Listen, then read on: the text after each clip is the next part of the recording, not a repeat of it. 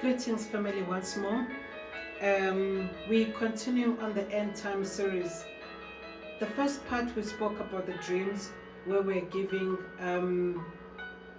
context as to the meaning of the dreams and how Yahuah speaks to us, his people through dreams, and how he speaks to his children through dreams, and his servants, his children, whether servants or not servants. I explained that in the earlier part when you're speaking about the dreams. But as I said, the theme here is about, or the teaching is about the end times. And I also spoke earlier on that this is actually a combination of a teaching and prophecy, in the sense that we're going to be going through the teachings as far as what Yahuah is saying concerning the end times, and then we'll also be looking at the prophecy in terms of the visions, the dreams that Yahuah has revealed to us, his children, whether myself or other people, concerning the end times.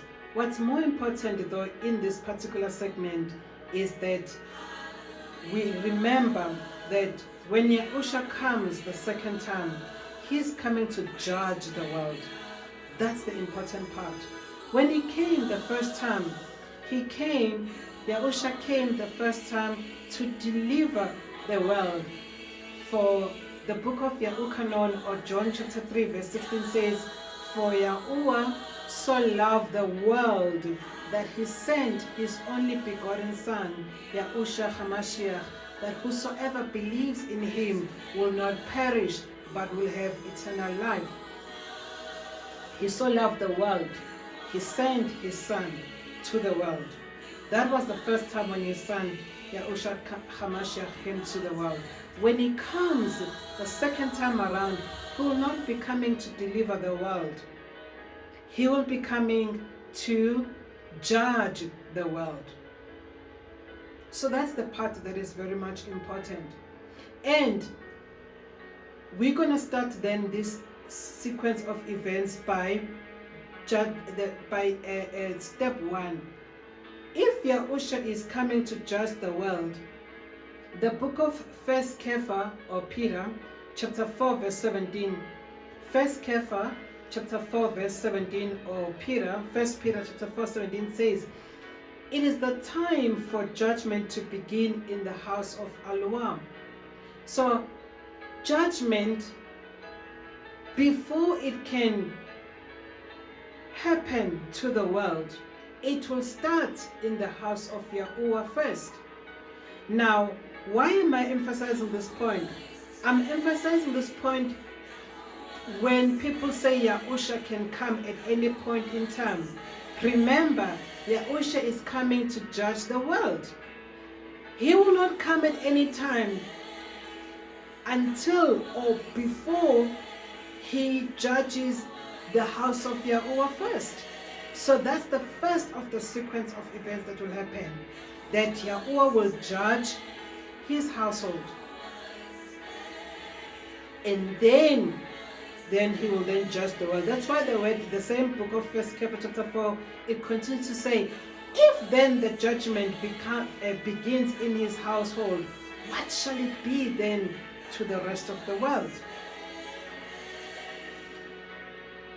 So a lot of people are ignorant, and they're ignorantly awaiting the coming of Yahusha without preparing for what will happen before he comes. And why am I emphasizing the part of ignorance?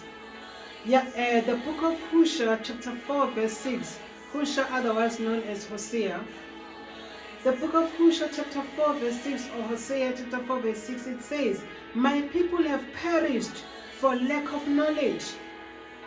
Because you have rejected knowledge, I reject you from being priest for me. Since you have forgotten the Torah of your Yahuah, I also forget your children." So I've seen, unfortunately, how much, and it pains me to see how his children are actually rejecting the knowledge. I spoke earlier on about the fact that the word tells us that the prophet is not without honor except in his own household. Familiarity. When you tell people, this is what Yahuah revealed to me, either through revelation by studying the word, or revelation through the dreams, or revelation through the visions, people reject that knowledge. Why are they rejecting knowledge? They want to stick to what they know. They want to stick to what they know. Even the word says that they would rather say, I'd rather hold on to the old wine because I'm used to it, because I like it and it's nice, and not wanting to adjust to the new things, the truth that Yahuah would be revealing to them. They want to hold on and stick to what they know, even if what they know is a lie. That's the painful part. A lot of people are holding on to what they know, even if it's a lie. They actually are like ostrich who just stick their heads in the sand and hoping that things were going to change. Even if the knowledge that they have is very limited, they still want to hold on to it. Other people have they choose as to, if it is so and so who's coming with such information, I will listen. But if it is so and so, I will not listen. Some people will come and say, who's Abigail? You know, my archbishop hasn't said this, or my bishop has said this, or has not said this, or you know, people are they want to limit themselves based on whoever is speaking in their lives, forgetting that Yahuah said that in the last days he will pour out his flesh to all flesh. And not only in the last days, Yahuah can choose to speak to anyone. It's even, we learned in the word that he actually spoke to a donkey because his prophet was not listening. The very prophet that is supposed to be hearing and the word of Yahuah was not listening, and he had to speak through a donkey. So let us not limit Yahuah based on who is or who can speak over my life. Yahuah can choose anyone. Some of the dreams that I'm sharing I had from my child, my daughter, who was 8 at the time, or 6 at the time when she had a dream. She did not even understand what she saw in the dream. So it's very important that we be opened to Yahuah, that he will speak to whomever he chooses. And the responsibility that we have and the protection that we have is his word. We all have access to his word. Now, the book of Matthew chapter 24 verse 17, Yahusha tells us that ethnicity shall rise against ethnicity, reign shall rise against reign, or kingdom against kingdom, and there shall be scarcities of food, deadly diseases, earthquakes in place. These are judgments to the world. Scarcity of food is judgment to the world. Deadly diseases are judgment to the world. Earthquakes are judgment to the world. Ethnicity rising against ethnicity is a judgment to the world. Reign against reign, or kingdom against the kingdom, is a judgment to the world. But before that happens, before he judges the world, the word reminds us that his assembly will be judged first. His household will be judged first.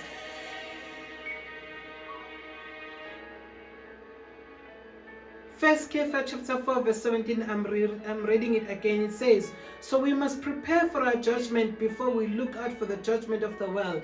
So first and foremost, before we look out for Yahusha's return to come and judge the world, are you prepared as a household of Yisrael? Are you prepared as a household of Yahuah for judgment?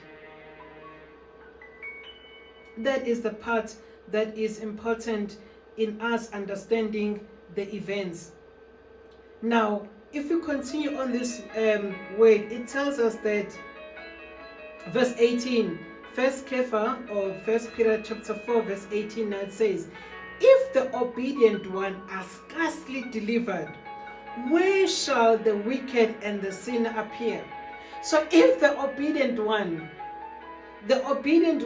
in the house of Yahuah are scarcely delivered, when this judgment is taking place in the house of Yahuah, where shall the wicked and then the sinner then appear? When it comes to unbelievers, heathens. Now, this word says, if the obedient one is scarcely delivered from what? What are the obedient ones supposed to be delivered from? Delivered from the fiery trial coming upon us. Verse 3 says,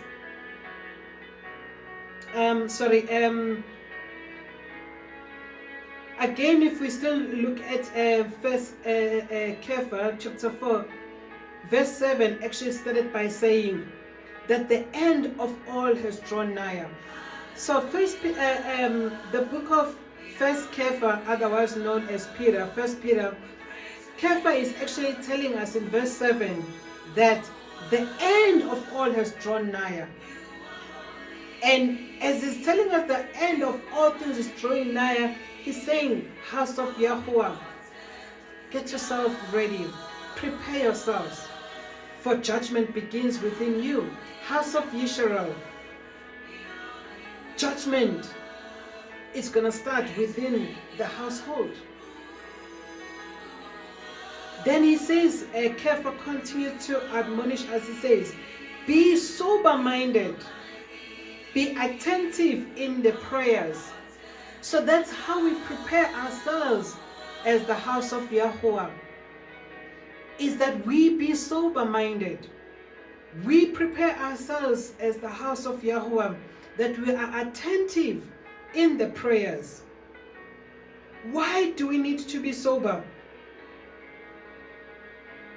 Verse 3 tells us, First Kepha chapter 4 verse 3 says, you can see I'm jumping around. I read verse 17, I read verse 7, I'm now read verse 3, but it's still the same book of Kepha, First Kepha chapter 4 or First Peter chapter 4. Verse 3 says, for we have spent enough of our past lifetime in doing the desires of the Goyim or of the nations. We have spent enough time. We have spent enough of our past lifetimes. In the past lifetime, yes, we have done things that we shouldn't do as the children of the Most High. These were the desires of the Gentiles, foreigners, the Goyim, having walked in indecencies, in lust, in orgies, in drunkenness, wild parties, and abominable idolatries. I've done my fair share of wild partying. I'll admit it. I've done it. I've done my fair share of drunkenness.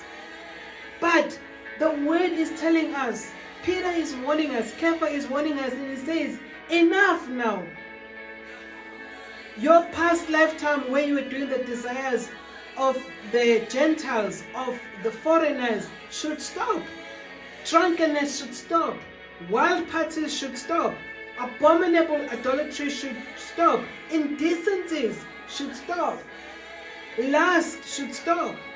These things should not be mentioned or heard of in the house of Yahuah. Verse 4 says, in which they are surprised that you do not run with them in the same flood.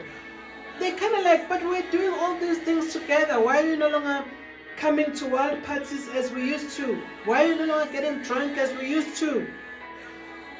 And you have to say, wait, I can't anymore. I am the child of the Most High. In fact, the end is drawing nigh. I need to be sober. I need to be vigilant. I need to be attentive in prayer. I have to change my lifestyle. I have to change my behavior. I have to change my conduct. I have to change my speech. Because They were blaspheming and handling and behaving themselves loosely. The other part also that I want to touch on as we talk about the things that we're supposed to be leaving behind us is there is a lie that, things will go back to the good old days. In the good old days, we used to do this, we used to do that, we used to do that. I'm afraid, my friend, brothers and sisters, to tell you, there's no such things as going back to the good old days. There is no going back. Once the birth pain starts, those of us who have had children, you would know, women, the birth pains do not regress. They become worse and worse, harder and harder until you give birth. So we're already in the stage of birth pains. As far as the end time is concerned, there is no going back. They lied to us during the 2021. We all know what happened between 2020 and 2021. They told us in 2021 that there is a solution, that if we take, things could go back to normal.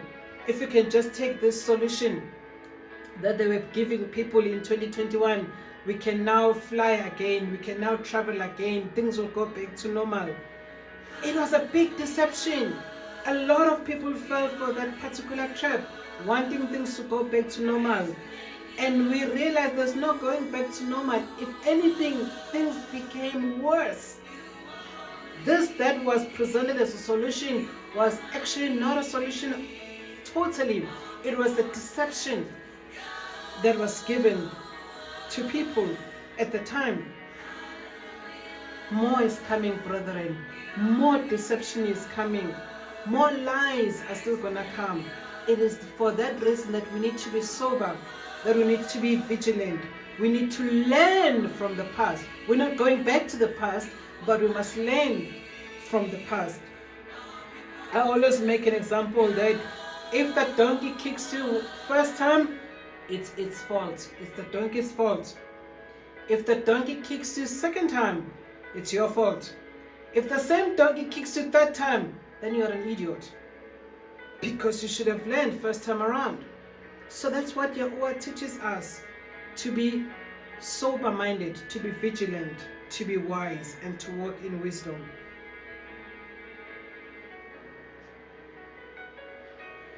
So really remember, there is no going back. Things are just going to get worse and worse.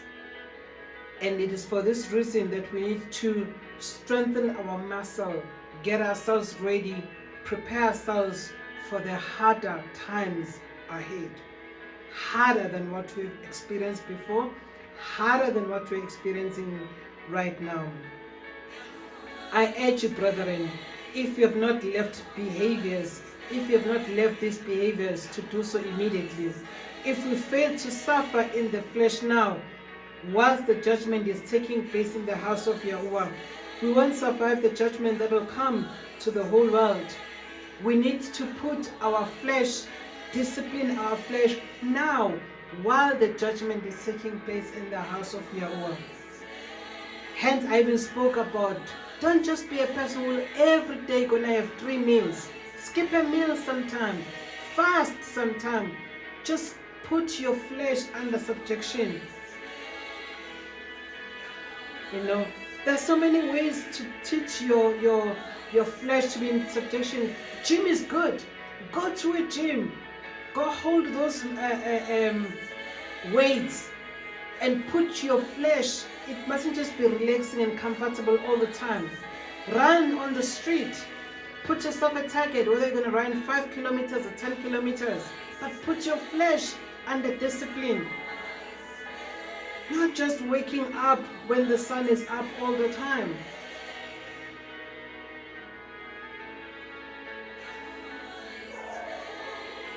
Verse 10 says, it reminds us to serve one another with the gifts we have received, that we should be the guardians of the manifold favor of Yahuah which is upon our lives. Remember The gift that you have is not to make you more superior than your fellow brother or sister.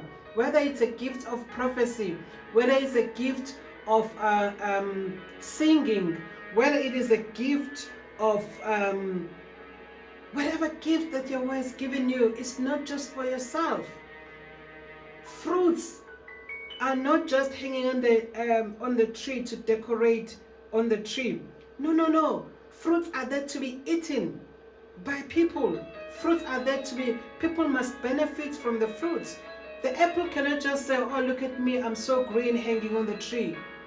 Duh. Or the peach, look at me, I'm so beautiful hanging on the tree.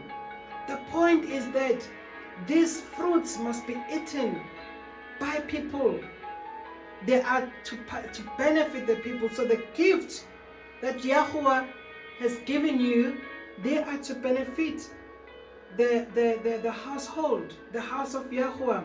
It is for this reason he speaks elsewhere that one he gave 5 talents and he went and multiplied and got 5 more. And another one, 3 talents he multiplied. Another one, 2 talents he multiplied. But the one who only had 1 went and dug it on the sand.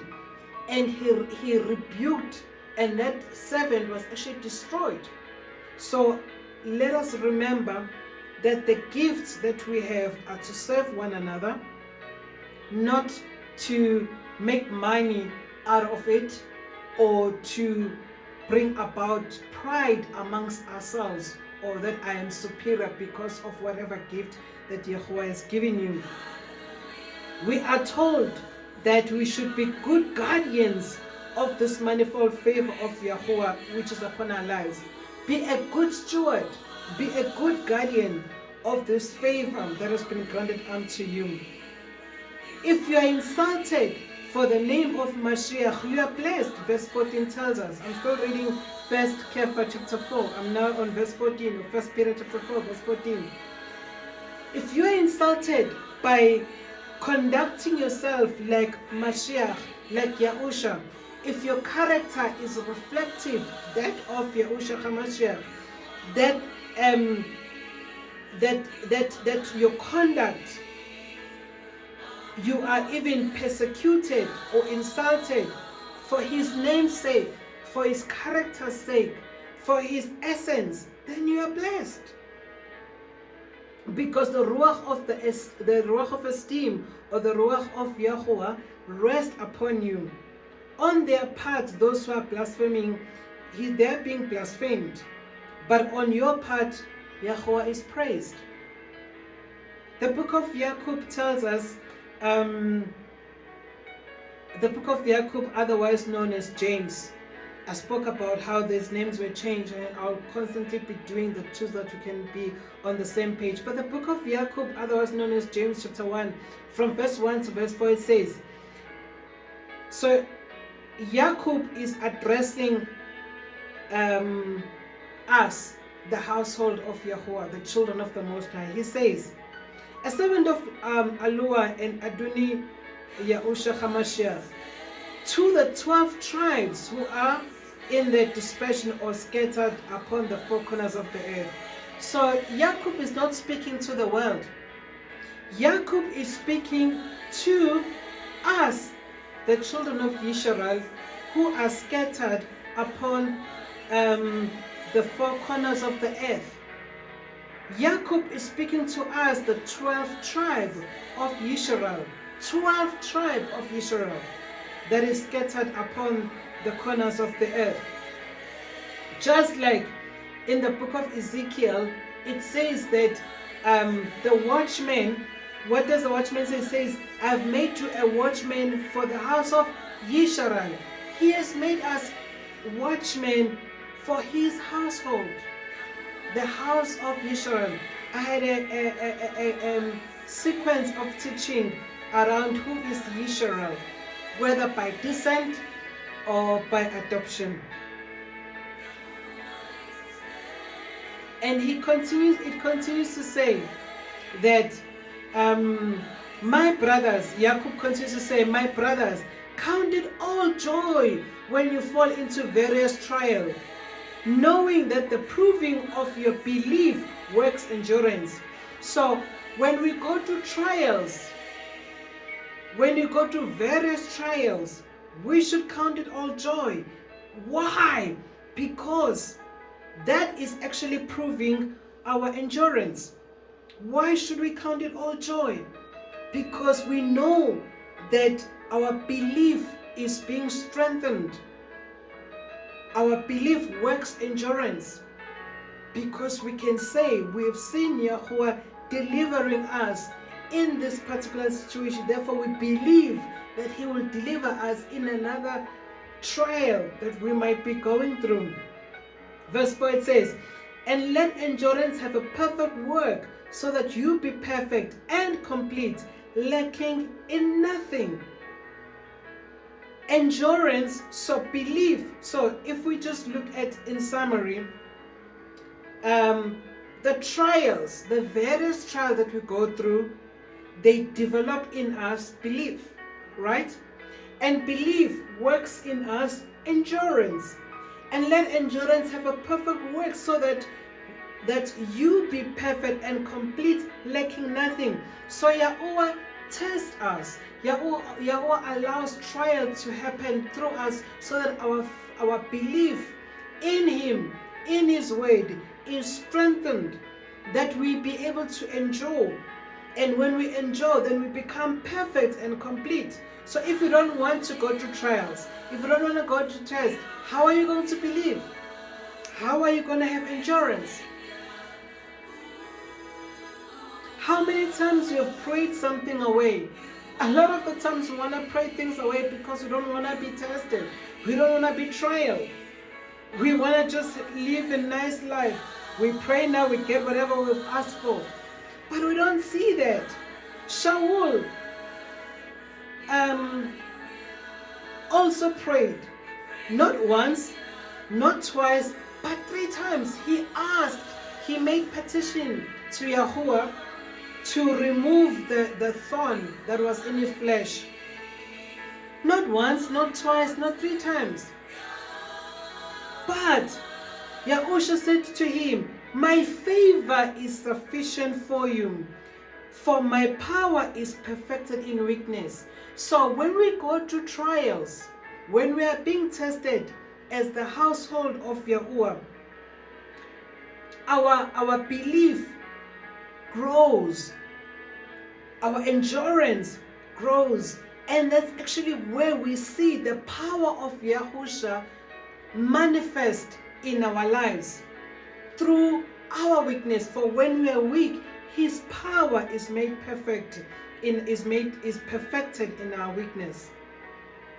He says that my favor is sufficient for you. Depend on me, trust me, rely on me. My favor will not let you down. Then Shaul says, otherwise known as Paul. This is found in the book of 2 Corinthians chapter 12. He then says, I take pleasure in weaknesses, in insult, in needs, in persecution, in distresses, for the sake of Mashiach. For when I'm weak, then I'm strong. Are we able to come to that point of Shaul saying, I take pleasure in weaknesses?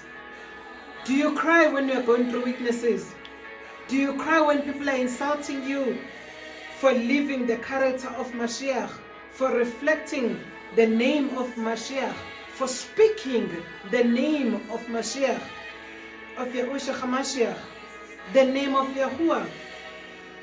When you have needs, what do? Trust Him, for His power is perfected in weaknesses.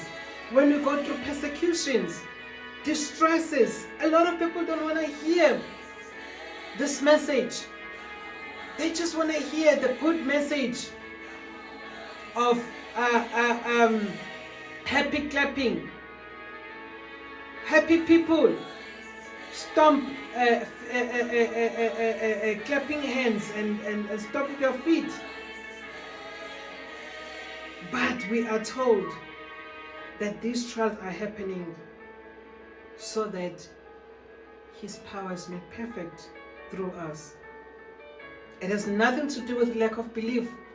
When you go through insults, when you go through weaknesses, when you go through needs, when you go through persecution, when you go through distress, it has nothing to do that you do not have belief. In fact, your belief is strengthened in these times. And this is what is Yahuah doing as part of judging the house of Yahuah, that our belief is strengthened, our endurance is strengthened. 1 Corinthians chapter 11 from verse 31 to 32, it says, "For if we were to examine ourselves, we would not be judged." So it's very important that you examine yourself against Yahuah's word. Whether that word is a written word, or the word that came through prophecy, or the word that came through dream. There's a lot of times where Yahuah has spoken to me via dreams. So I will not say, oh, I'm not going to heed to what he spoke to me because it was not a written word. Because what he's saying, whether via dream or vision, he has already said it in his word anyway.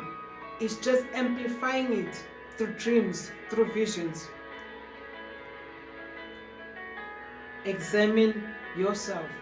Brethren, it is time, as the judgment is happening in the house of Yahuah, that we should examine ourselves. Then we will not be judged. 1 Corinthians 11, verse 31 to 32. But when we are judged, we are disciplined by Adunim, that we should not be condemned with the world. So if we are judged by Yahuah, and we learn from the judgment that Yahuah is giving unto us as he's pruning us, as he's disciplining us, then we will not be condemned with the world. But if we refuse to be judged by Yahuah, if we refuse to be disciplined by Yahuah, then we will be condemned with the world. When Yahusha then comes to judge the world, we will be condemned together with the world. Hence the whole, it's like filter that is taking place right now, pruning, shaping, that when Yahusha comes, when Yahuah comes to judge the world, that we are not condemned with the world. The book of Revelation details the end time events. But what's important about this book is the first parts of this book. They are addressing the assembly. Chapter 1, chapter 2, and chapter 3 of the book of Revelation, which is a book about the end times, it addresses the household of Yahuah first. It addresses the assemblies first. It speaks about the 7 assemblies. Why? Because the judgment begins in the house of Yahuah. So it is important that we examine ourselves now. We repent now. I want to urge you again, please go to the playlist under Busisiwe, 2 Corinthians chapter 12, the playlist on the 7 assemblies. I did a playlist on 7 assemblies where we are also admonished, where we are warned. Yahusha addresses the assemblies before he speaks to the end time events through his servant Yahuah. Chapter 1, chapter 2, chapter 3, it's about assemblies, the 7 assemblies of Asia. Now, why is it doing that? Because judgment begins first in the house of Yahuah. So what we're going to be doing now, we'll be going through the dreams that Yahuah has revealed to me concerning the assembly in relation to the importance of us to judge ourselves as an assembly against his word, examine ourselves as an assembly against his word, allow him to judge us as our Father, to discipline us as a Father, because the word tells us that If we are sons, then Yahuah, who is our Father, will discipline us. But if we refuse discipline, then we are not sons, we are bastards. The word tells us that even our natural fathers, they disciplined us, even though it was grievous at the time, but it worked out for our benefit. So how can he then, the Father of Ruach, the Father of spirit, for we are spirit, born of spirit, how can he then not discipline us? We'll pause at this particular time, and then we'll then start going through the dreams concerning the state of the assembly. As I said earlier on, that I have grouped according to similar themes. This segment will stop here, and then we'll start the next one as we go to the dreams.